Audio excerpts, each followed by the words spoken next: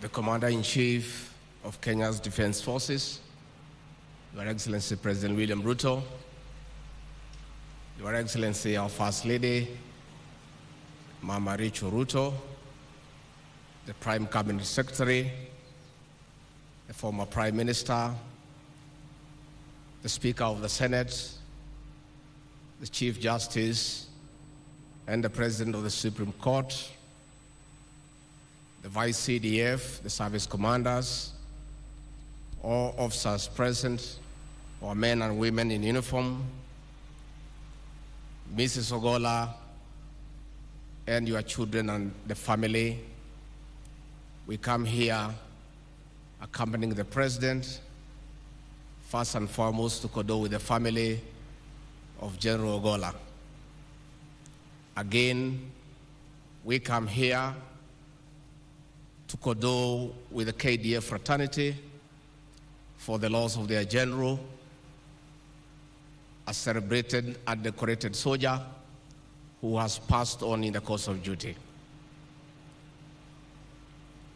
Your Excellency, as we condole the family and the KDF family, let me also, on behalf of the executive, take this moment to condole with you as the Commander-in-Chief of Kenya's Defense Forces for the loss of your CDF, whom you considered as a loyal and brilliant military strategist. Your Excellency, for the time we worked with General Ogolla, he was a very committed officer of the military.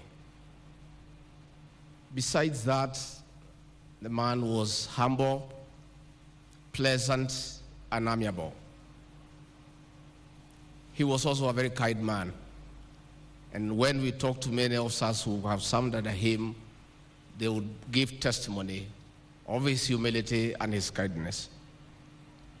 Your Excellency, I was a beneficiary of his kindness. I remember late February this year, when I was in my office, I was informed that the Chief of Defense Forces, General Ogolla, is at the door waiting to see me. And I couldn't understand because I was not expecting him. He had not said he is coming.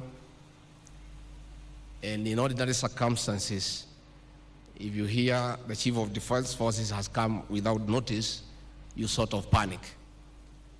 And I stopped the meeting. I said, let the General come in. And I said, General, what brings you here? The General was holding a big card. And he said he had come to wish me happy birthday. And I was not even aware it was my birthday. That was General Ogolla. Your Excellency, it is good for us to give the other side of the General that we saw and interacted with. General Ogolla, despite being a very tough general and commander, who is celebrated for his various accomplishments, was also a very humorous man. He was full of very good jokes, and many a time in tense situations, he would make everybody feel comfortable. Many a time as we waited at the airport, Your Excellency, to welcome you or to see you off to foreign countries, the General would keep us busy with many good stories and keep us entertained. And I do remember one such day when you left, and we were left there, and we were in a hurry to leave as you took off.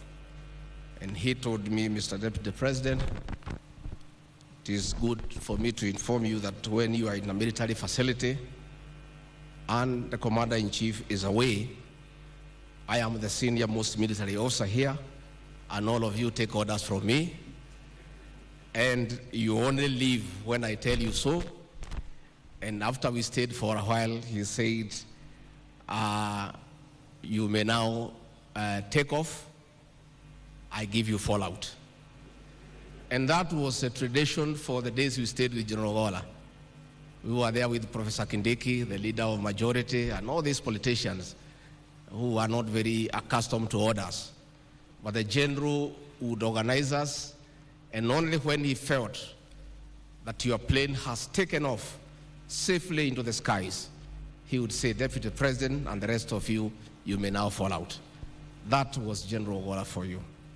Your Excellency, I will condole with you because I know, as your assistant,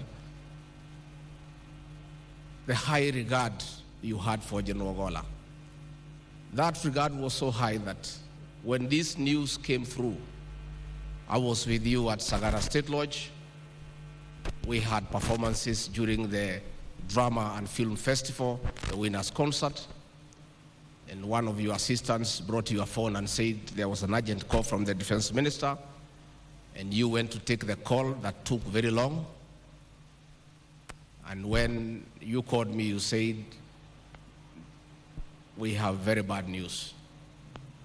And you kept silent for a long time. And I asked you, Mr. President, is there anything wrong? You said, yes, we have just lost our CDF General Ogolla in an aircraft crash, and this is terrible. And I have stayed with you for many years, and I can testify to the people of Kenya that if there's one happening that really brought our president down emotionally, was the death of General Ogolla. And Your Excellency, yesterday, as we visited the home of General Ogolla, I was very elated because of a decision you made last year. When we had a working tour in Nyanza, you told us that General Ogolla is a very likable person. He has brought value to your government, and you felt that we needed to know his home and go and visit his family. And we did go to Siaya, and Mrs. Ogolla treated us to a sumptuous meal for dinner. We had great conversation with the family, with Joel and the mother and the general. And yesterday, as we went to the home, we did not meet strangers. We found people that we had met. Mrs. Ogolla, the son Joel, and as we go to bury him tomorrow in Siaya, we are also not going to a home that we did not know. We are going to a home that we have been to.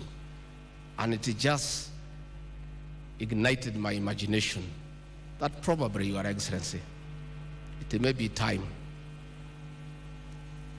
that we create time the way you did that day, as we work to get time to know the families of those who work under us when they are still serving. I think it's about time. With those very many remarks, I ask the KDA family to listen to the son of the general. Let the death of General Ogolla, who died while serving, strengthen your resolve to protect our borders, to keep peace in our country. Though we appreciate the general died in duty, it would have been acceptable if he was pursuing the enemies of this country from other countries. But it is tragic that he died while trying to settle challenges caused by our very people here in Kenya.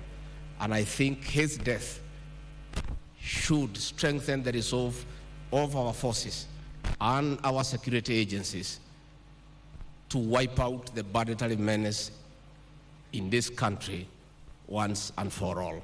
That would be a great honor to this hero. With those many remarks, let me request you to be upstanding as I invite the President and Commander-in-Chief to come and honor his general and speak to the nation. Your Excellency.